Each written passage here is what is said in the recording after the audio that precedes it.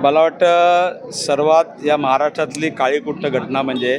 आज हिंदी सक्तीचा निर्णय या ठिकाणी या महाभ्रष्ट सरकारने घेतलेला आहे आणि आज संपूर्ण महाराष्ट्रातली जनता या ठिकाणी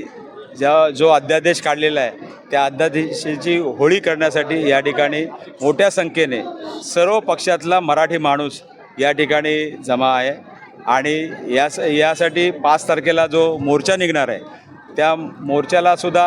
मोठ्या संख्येने सहकुटुंब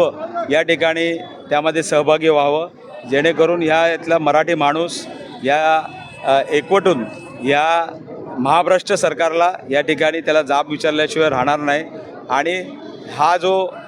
अन्याय या ठिकाणी केलेला आहे तो अन्याय दूर करण्यासाठी सर्व मराठी माणसांनी एकत्रितरित्या हा लढा दिला पाहिजे आणि त्यासाठी 5 तारखेला मोठ्या संख्येने या ठिकाणी सर्वांनी उपस्थित राहावे। माझ्या चॅनलला सबस्क्राईब करा आणि बेल आयकॉन दाबा, जेणेकरून तुम्हाला माझे नवीन व्हिडिओ मिळतील।